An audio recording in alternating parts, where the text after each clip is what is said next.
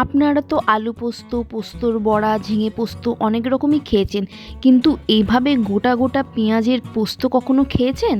তাই আজকের আমি বানাবো পেঁয়াজ পোস্ত। নমস্কার বন্ধুরা, আমি ঝুমা আর ঝুমার ক্লাউড কিচেনে সবাইকে ওয়েলকাম। আশা করছি আপনারা সবাই ভালো আছেন। তো চলুন আজকের এই রেসিপিটা শুরু করা যাক। এই পেঁয়াজ পোস্ত বানানোর জন্য প্রথমে আমি একটা প্যানে সর্ষের তেল দিয়ে দিয়েছি এবং তেলটা গরম হয়ে গেলে ওর মধ্যে দিয়ে দিচ্ছি কালো জিরে, শুকনো লঙ্কা আর রসুন কুচি। এবার এর মধ্যে দিয়ে দিচ্ছি আমি একটা ছোট পেঁয়াজ কেটে টুকরো করে রেখেছিলাম, সেই পেঁয়াজটা, আর দিয়ে দিচ্ছি টমেটো কুচি। এবার এটাকে একটু নাড়াচাড়া করে এর মধ্যে আমি এই গোটা গোটা পেঁয়াজগুলোকে সব দিয়ে দেব। এবার এই পেঁয়াজগুলো 3 থেকে 4 মিনিট একটু ভেজে নেব। সকল নতুন বন্ধু এবং পুরনো বন্ধু সবাইকে ধন্যবাদ রেসিপিটা দেখার জন্য। আর যারা আমার চ্যানেলে নতুন তারা প্লিজ চ্যানেলটিকে সাবস্ক্রাইব করে আমাকে সাপোর্ট করবেন। আর পাশে থাকা বেল বাটনটা টিপে অল নোটিফিকেশনটা অন করে দেবেন, যাতে নতুন করে ভিডিও আপলোড হওয়ার সাথে সাথে সবার আগে আপনার কাছে নোটিফিকেশন চলে যায়।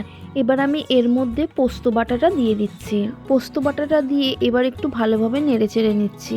এই রেসিপিটা বানাতে কিন্তু আমি খুব বেশি মশলা ব্যবহার করিনি, একদম জাস্ট 2 থেকে 3 রকমের মশলা দিয়েই রেসিপিটা তৈরি করেছি। এবার এর মধ্যে দিয়ে দিচ্ছি স্বাদ অনুযায়ী নুন, 1 চামচ হলুদ গুঁড়ো, আর ওই পোস্ত যে বাটিটাতে রেখেছিলাম সেটাই ধুয়ে আমি জলটা দিয়ে দিচ্ছি। এবার এটা আমি 10 থেকে 12 মিনিটের জন্য চাপা দিয়ে রেখে দেব। ফিরে এলাম 10 মিনিট পর। দেখুন এটা একদম তৈরি হয়ে এসছে। পেঁয়াজ সেদ্ধ হতে বেশি টাইম লাগে না। আর এটা আমি এর আগেও একটুখানি ভেজে নিয়েছিলাম আর এখন একটুখানি সেদ্ধ করে নিলাম।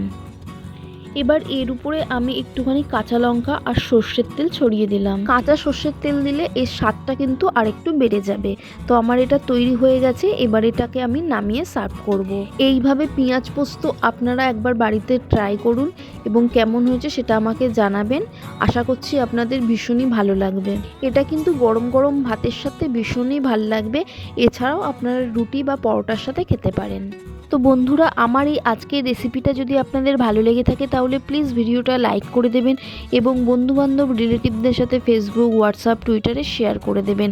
আর এরকম নিত্য নতুন মজার মজার রেসিপি পেতে আমার চ্যানেলটিকে সাবস্ক্রাইব করে দেবেন। Thanks for watching. দেখা হবে একটা নতুন ভিডিও নিয়ে।